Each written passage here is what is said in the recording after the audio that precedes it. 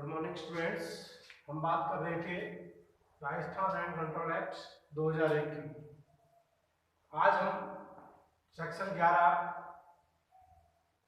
किराएदार को बेकब्जा किए जाने के आधार, जो बेकब्जा किया जाएगा किराएदार को वो अवैध रूप से किया जाएगा।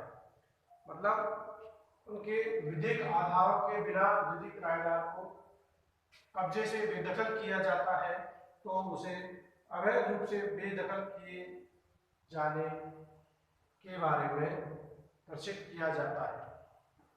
देखें धारा 11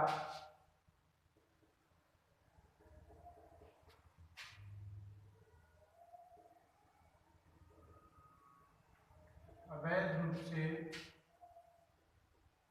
किराएदार की बेदखली।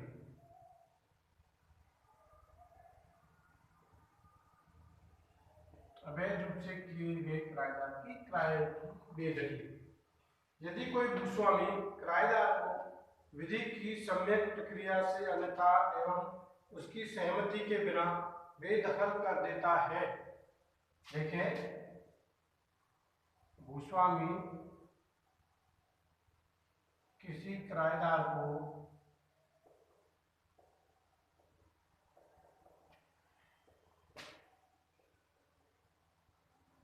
विधिक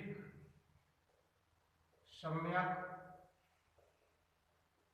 प्रक्रिया के किराएदार की सहमति के बिना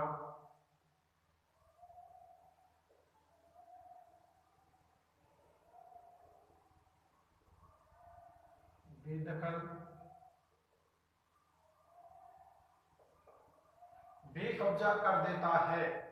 भूस्वामी किराएदार को बेदखल कर देता है तो ऐसा किराएदार बेकब्जा किए जाने की जानकारी होने की ऐसा किराएदार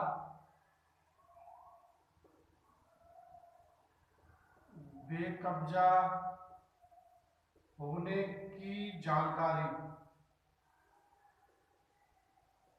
ऐसा किराएदार बेकब्जा किए जाने की जानकारी के से 30 दिन के भीतर कब्जे के बेकब्जा होने की जानकारी से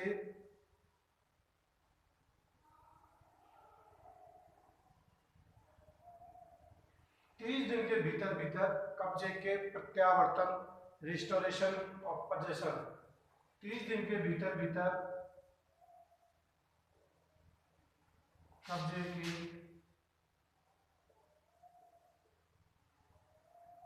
प्रत्यावर्तन के लिए आवेदन या अर्जी फाइल कर सकेगा।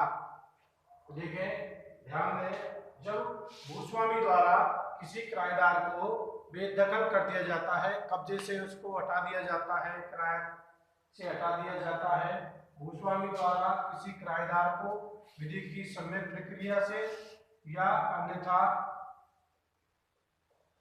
या सहमति के बिना, किराएदार की सहमति के बिना बेदखल या बेकब्जा दिया जाता है तो किराएदार को इस बात की जानकारी होने से, बेकब्जा होने की जानकारी से 30 दिन के भीतर कब्जे के रिस्टोरेशन या कब्जे के बेदखल किए जाने के प्रत्यावर्तन के लिए, कब्जे के प्रत्यावर्तन के लिए अर्जी पेश कर सकेगा। जो अर्जी पेश की जाएगी किराया अधिकरण में पेश की जाएगी।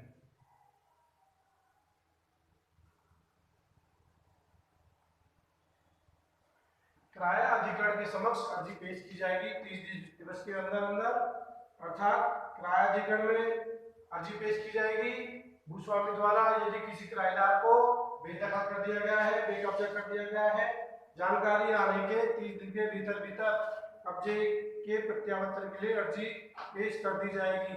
अर्जी पेश करने के बाद क्या प्रक्रिया किराया अधिकरण द्वारा अपनाई जाएगी वो सेक्शन 12 में प्रावधान किया गया है।